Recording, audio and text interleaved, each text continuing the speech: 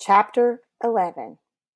Uncle Moshe couldn't believe it when I showed him the money and the earrings. He hugged me and kissed me before remembering his own warning not to let anyone else see you care about anything.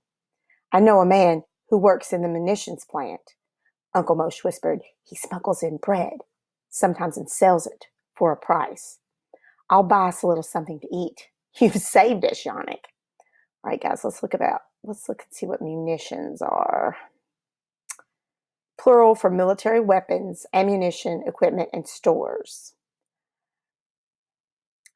Later that night, Moshe brought me half a loaf of bread, a feast. He took it out from under his shirt and gestured for me to hide it quickly. You mustn't let any of the other prisoners see you with it. They'll try to take it. And don't share it with anyone, not if you want to survive, right? I nodded. The money will buy us more, Moshe whispered. I've hidden the rest to keep it safe. Where? I asked. I have a place no one will find. The capo, someone near the window said. Someone always gave a warning when one of our overseers was coming. I'll see you tomorrow, Moshe said. Remember what I told you. Don't let anyone see. I won't. Uncle Moshe slipped out, and I climbed into my bunk. The bread lay against my cold skin. It wasn't warm anymore, the bread, but my heart beat faster and my mouth watered at the thought of eating it. An extra half a loaf? In Plassau, I was a rich man, which suddenly struck me as funny. Before the war, there had been loaves of bread aplenty, always one or two in the kitchen, brought back fresh from the bakery every day by my mother, and I had never thought twice about them. Now, a half a loaf of bread was life itself. My mother was gone. The capo did his checks to make sure everyone was in their bunks. He didn't have to worry about the man in the bunk below mine. The man beneath me had crawled back after roll call and hadn't moved since. He was what the others called a Mussulman. He was so thin you could count his ribs and see the bones in his arms and legs. But it wasn't just that. We were all skin and bones.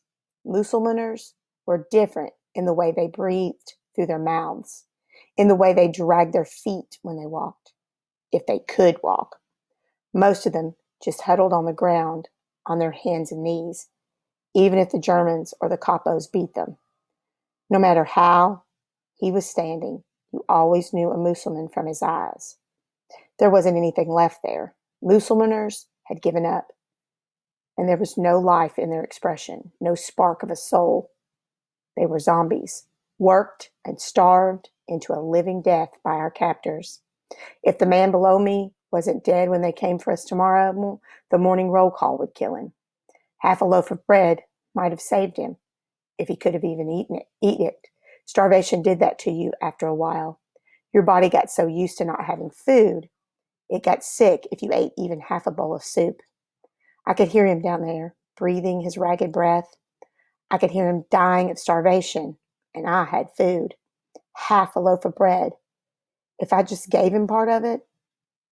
But Moshe had warned me, don't share with anyone else. Not if you wanted to survive. Not if you wanted to make sure you never became a Mussulman yourself. So I huddled on my bunk, sneaking bites of bread in the dark, listening to the nameless man beneath me die. My old apartment building was finished, but there were other buildings to clean in the ghetto. We worked for days, and I looked for hidden money and valuables wherever I went, but there was nothing. The place had already been picked clean before the liquidation. The Nazis had seen to that. One night, Uncle Moshe brought me a carrot he'd bought with the money I found in the old coats. A whole carrot. I hadn't had a carrot since the early days in the ghetto. It was soft and mushy, but it was the most delicious thing I had ever eaten, I was sure. There was still money left, Moshe told me, lots of it. Even if I never found more money, we could keep buying a little extra food here and there for quite a while, long enough maybe to survive. There were rumors the Russians and the Germans had abandoned their pact and were at war with each other now, making Hitler fight the English and the French and the Americans in the West and the Russians in the east. One way or another, people whispered, we would be free by year's end. I couldn't believe it. Wouldn't believe it. Not until I saw an American or a Russian tank rolling down the road. In the meantime, thanks to the money Moshe and I had hidden away, we would survive, no matter how long it took. One evening, when we returned to camp from cleaning the ghetto, I asked a boy in my barracks, who worked inside Plasso, what the score was that day. He looked away and wouldn't answer me. What's wrong? I asked him, but he still said nothing. I spun him around. Hey, Thomas, why won't you just tell me? What's the score? Just one, Thomas said, looking at his feet. Who is it? Someone we know? It was your uncle, he said at last. The man who comes to visit you at night? I staggered back, knocking my head on my bunk. No, I told him. That's not possible. That's impossible. You're wrong. Moshe, he doesn't work in the camp. He works at the furriers outside Plassau. You saw someone else. Thomas shook his head. They closed the furriers and reassigned all the workers inside the camp. Your uncle was made leader of a group breaking rocks. When Goth demanded to know how much work had been done. What? Tell me, I demanded. My stomach was squeezing itself into a hard knot of fear. Thomas shook his head. Goth didn't like his answer. No, I told him. No, you're wrong. Moshe went to work today at the furriers like always. You'll see. It was someone else. I'm sorry, Yannick. It was someone else. You'll see at roll call. But Uncle Moshe wasn't at roll call. I searched for him where we usually met. I looked up and down the rows for him.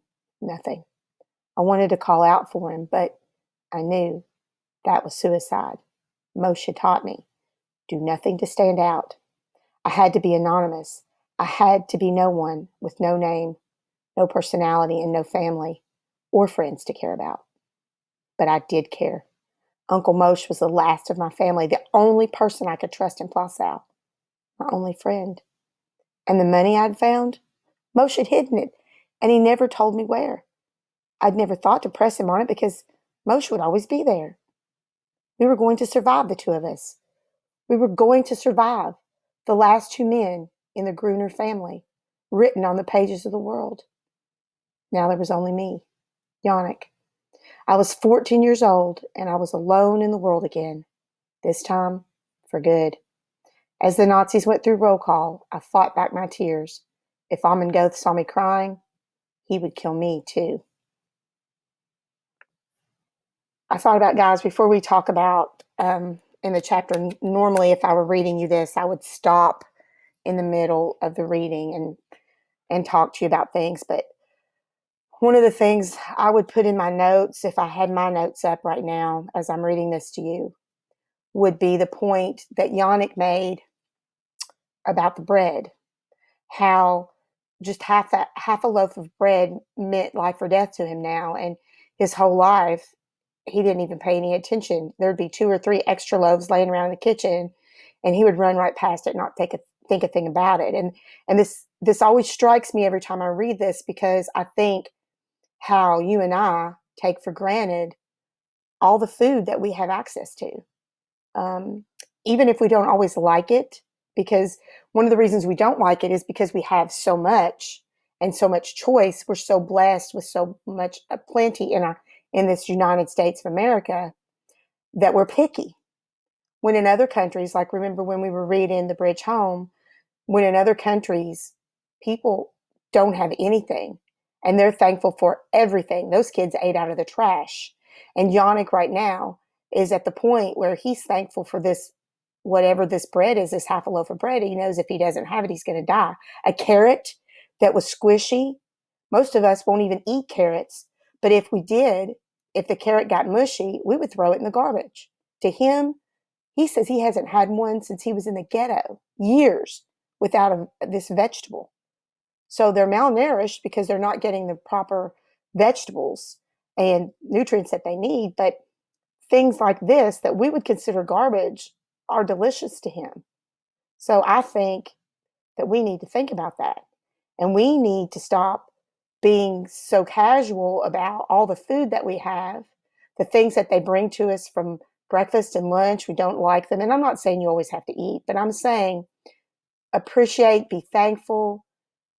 When you go to the cafeteria, say thank you to the cooks. Say I appreciate it, because I don't know, we've been hungry before, but never truly hungry. Not in this country. We haven't gone days without eating. I'm sure there are people in our country who have, but usually it's because they have a mental illness, or it's a little kid that can't help themselves, a little tiny kid, or somebody who's, in a situation, because you could go somewhere and find food in this country. In other places, there's no food to be found. All right. I just wanted to say that because I feel like we take that for granted a lot of times. As we look at these pictures, we talked about the munitions factory. Uncle Moshe was talking about the guy that got the extra bread. He went out of Plaszow and worked in this munitions factory. And here's a picture of one. It's a Nazi munitions factory during World War II. And the Jewish prisoners from the labor camps, they were used as workers, it says. So they're working on building tanks and different types of bombs. And you see there's some like Jeep-like vehicles and just all kinds of different things that they're working on. And here's a Musulmaner. And is this quote about you always knew a Musulmaner or a Musulman, it says here, from his eyes. There wasn't anything left there. They were zombies. They were worked and starved until living death. So they all were skinny, like Yannick said. I mean, skeletons, but these people had lost their will to live. They just couldn't anymore. It says it was a slang term widely used in concentration camps by the prisoners to refer to inmates who were on the verge of death from starvation, exhaustion, and despair. So it's physical and mental. You give up. They just gave up. He talked about, this is Russian right here. He talked about how in the beginning of the war, the Russians and the Germans were allies. They were working together because the Germans wanted to gain land too. So the Germans started the Russians, Soviets started invading Poland from the east, and Germany started invading them from the west. Well, then Hitler, when he thought he was all big and bad and had a hand on it, he double-crossed the Russians, and that ticked them off. So they joined the Americans, the British, the French. They joined the Allies, and this was a big help to the Allies because, as it said in the chapter, the Allies were moving in on the west, well, the Russians were on the eastern side. So when Hitler double-crossed them, he was getting it from both sides. So here's a Russian war poster celebrating the alliance with the U.S. and Britain. So you see they're all got, this is a caricature of Hitler, and they've all got their hands on a cloth strangling Hitler. Rumors about the war are correct. Germany has declared war on Russia. Hitler's now fighting the USSR. Remember, it used to be called Union of Soviet Socialist Republic. It's not called that anymore. In the East, and the English, French, and Americans were in the West. So we're getting it from both sides. So this is their propaganda, but it was true. And look, he's got blood on his feet because he's walking all over and murdering. All right. They were talking about Uncle Moshe breaking rocks, and we'll hear a lot more about this, but concentration camp prisoners were forced to break rocks and carry them. And a lot of it was used to build, to create rocks and gravel to build things, but some of it was just menial tasks. They just did it to torture them. And it has the quote that Yannick made, "We were going to survive the last two men in the Gruner family," written on the pages of the world. And now he doesn't have Uncle Moshe anymore, so he's kind of sad about that.